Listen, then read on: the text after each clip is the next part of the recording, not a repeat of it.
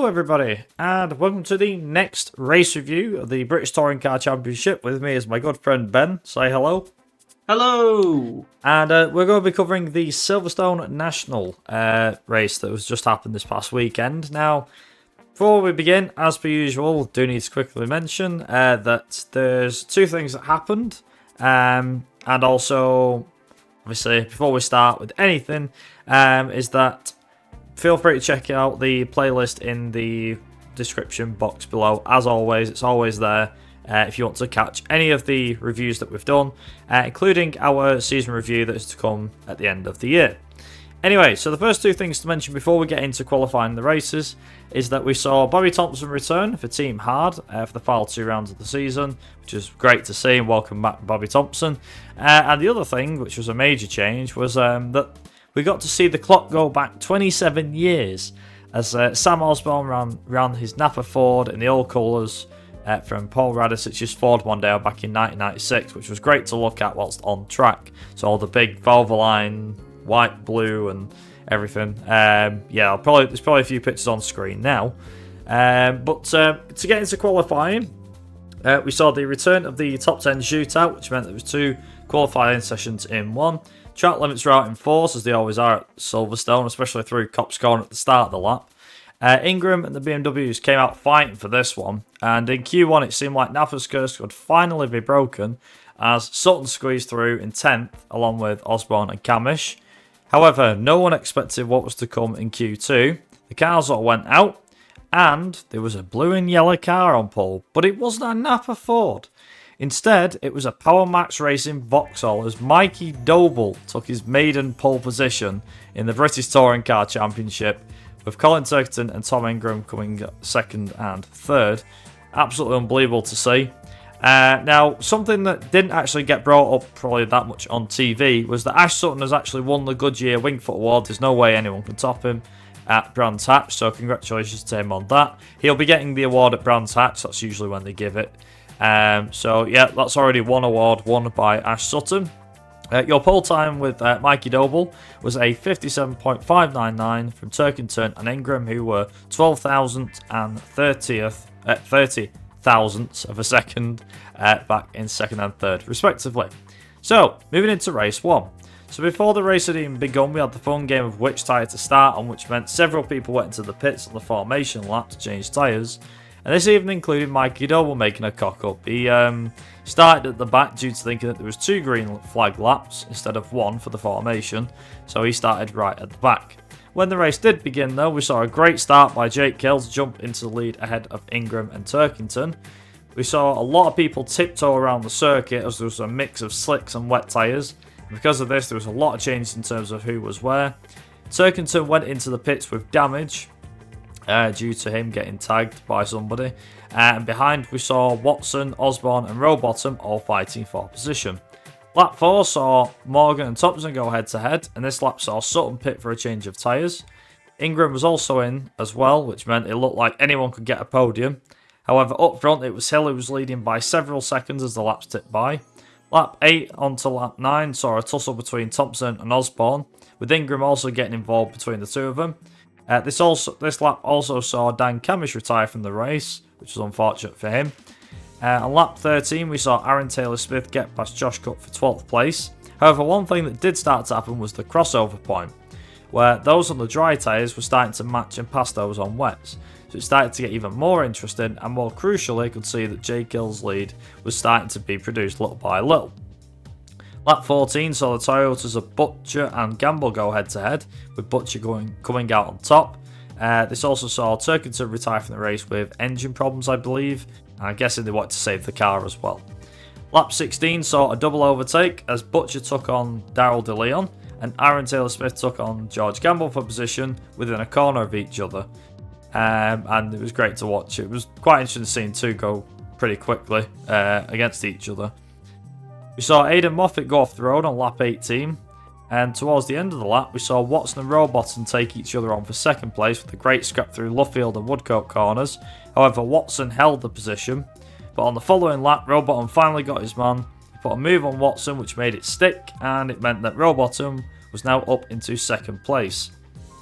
Jake Hill, though, never looked in doubt to lose, as he grabbed the lead from the very start and never looked back, winning by several seconds from Dan Rowbottom and Andrew Watson, who rounded out the podium. So your race 1 results. Jake Hill was your race winner, with Dan Rowbottom and Andrew Watson rounding out the podium in 2nd and 3rd. Then we had Morgan in 4th, Thompson in 5th, Butcher in 6th, Aaron Taylor-Smith in 7th, who also snagged the fastest lap, Sam Osborne in 8th, Josh Cook in 9th, and Dan Lloyd rounding out the top 10. Over to you for race 2, Ben. Yes, so for race 2, we had a really nice dry start. Hill got an amazing good start off the line. Morgan then managed to, I guess he got a good start because he was quickly up into 2nd not long after the sort of midway the first corner. And then all of a sudden, you see that Jack Butel, I presume he just couldn't slow down. He misjudged his braking point or something, just seen flying through. Just missed Sutton on the onboard and took out Ingram on lap 2. You see Rowbottom, he all of a sudden goes in the middle of 2 of the cars and tries to go out 3 wide towards the back end of the circuit and gets spun out through by sort of, it looks like he just sort of lost traction in between the 2 cars. I'm guessing the aero wasn't quite right. Seems get spun out. He gets back on track and all is well.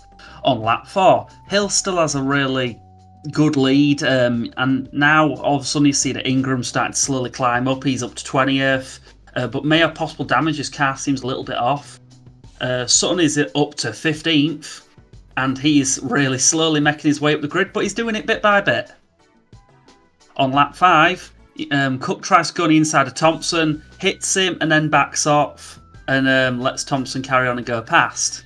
I presume he probably got told that, or he decided it's probably best instead of getting a penalty. But then on lap 7, he tries it again, and this time Thompson's not having it. So on the following corner, he just goes, you did that to me, have some back, and goes and hits him, which was quite interesting to see. And then on lap 10, Sutton is now all the way up to 7th, and he's also got the fastest lap at this point, so he's in the points, and he's got the extra point right now for fastest lap. On lap 11, Jelly hits Dobble off the road, and then Dobble skims right across the grass, goes into Jelly because it just couldn't slow down. The grass probably very still wet at this point, and then he goes off the road into the gravel, but Dobble managed to get back on the track and not get stuck.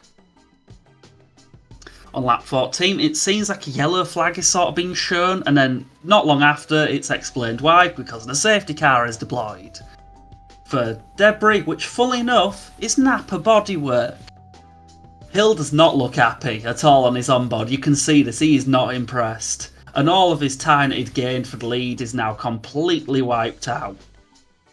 On lap 16, the safety car's lights are out, so Hill, without warning, gets ready, gets his tyres nice and warm. You can see him going, really going for it.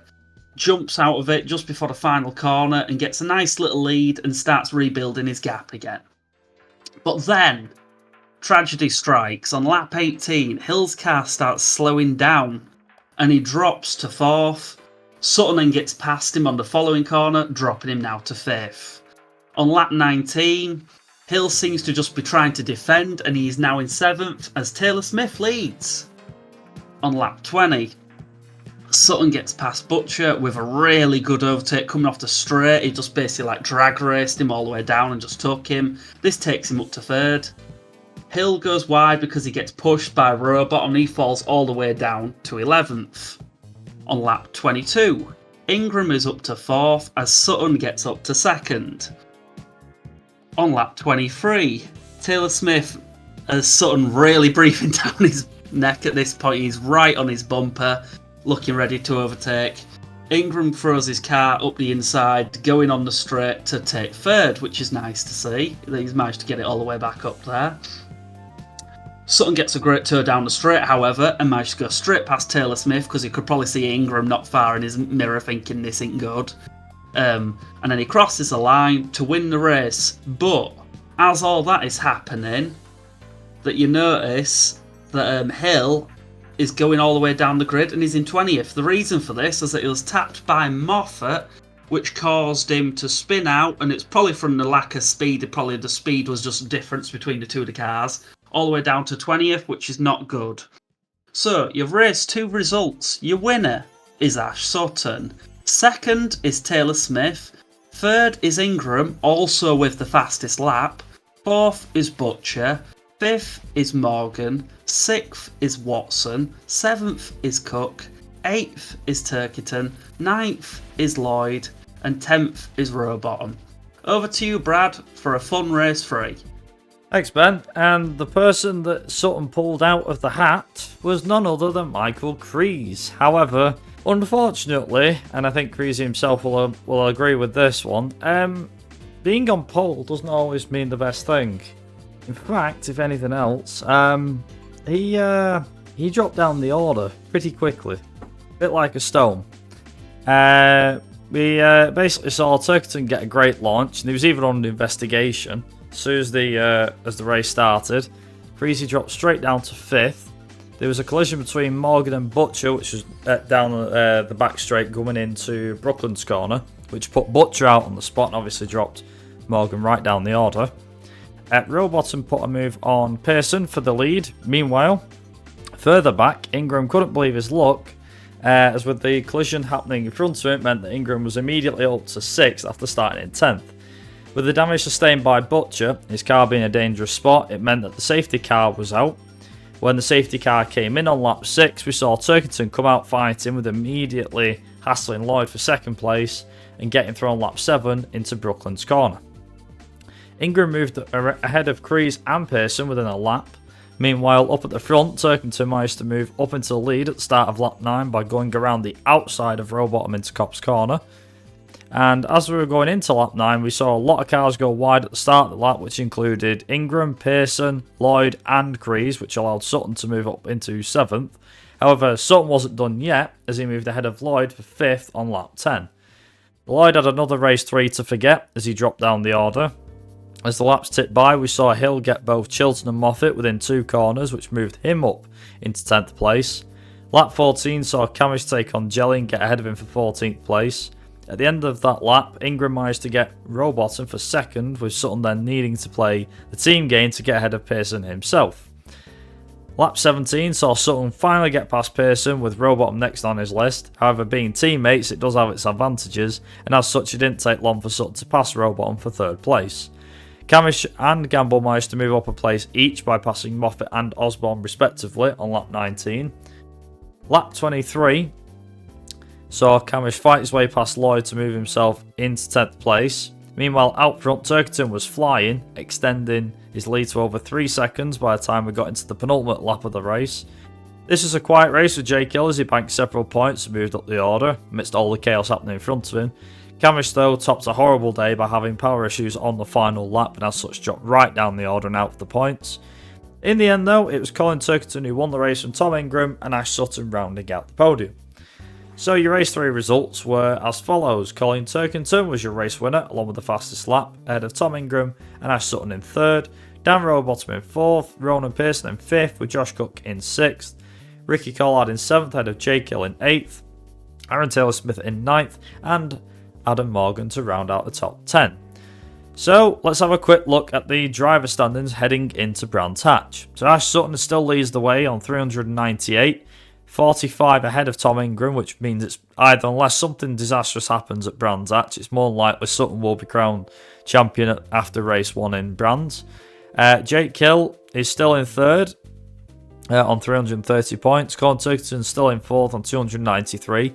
Then we finally had a switch due to how bad Dan Camish's luck has been, with Josh Cook now moving up to 5th on 237, ahead of Dan Camish who still sat on 220 points in 6th. Dan Rowbottom in 7th on 198, Ricky Collard in 8th on 187, then we've got Morgan and Butcher rounding out the top 10 on 182 and 172 points respectively. So, after this weekend was all said and done, who was your winners from the weekend, Ben?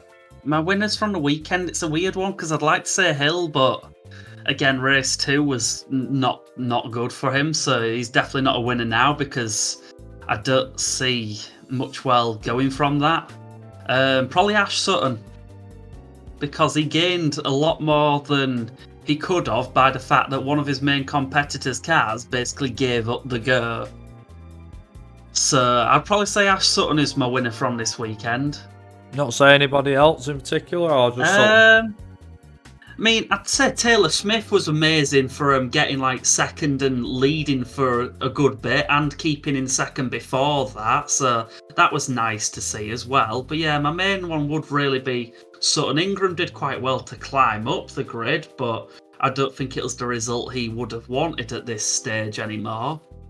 Yeah, for me, I think, apart from Sutton in race 2, which was unbelievable, how he kept his huge points lead is beyond me, to be honest. But yeah, it's pretty insane. The main team, I think, that came away this weekend, and in my book was a huge winner, was Power Max Racing.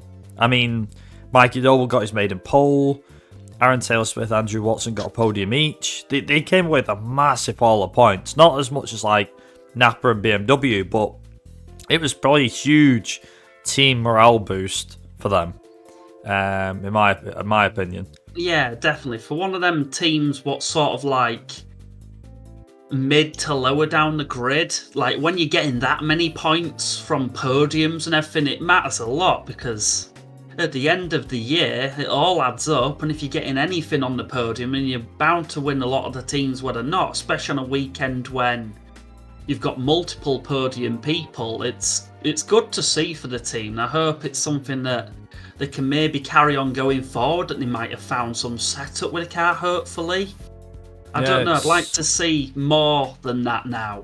Yeah, they've definitely come alive. Not alive. just be a weekend thing. They've come alive a lot in the second half of this season, so long may it continue into Brands Hatch as well. Definitely be good to see them get more Maybe it's points because there. the car's in the new Forza Motorsport game as part of the racing car pack. Maybe that's helped them. Yeah, it's give them a massive boost there too, yeah. Yeah, maybe.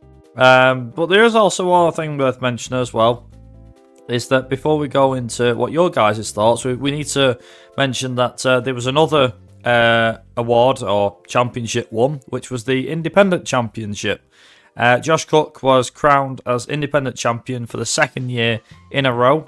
He's now got a lead that nobody can catch, even if, for whatever reason, anybody wins every single race and he doesn't get any points. He's just got a lead that nobody can catch.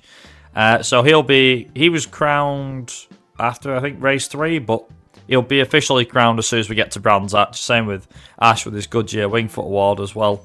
But that leaves us on to your guys' thoughts. What are your thoughts on this weekend's racing at Silverstone? Did you like it? Did you not like it? Let us know, as always, down in the comments. And I think on that particular bombshell, we're going to wrap this video up here. We look forward to seeing you guys in the next fortnight, where we will be talking about the finale at Brands Hatch Grand Prix, and hopefully talking about the champion, which at the moment is looking like Ash Sutton, but you never know. Stranger things have happened. But yeah, we'll talk to you then in about a fortnight's time. Thank you very much for your continued support with these race reviews that we do. And yeah, we will see you guys in 2 weeks' time for that race review. Until then, thanks for watching, and of course, ta-ra. Bye.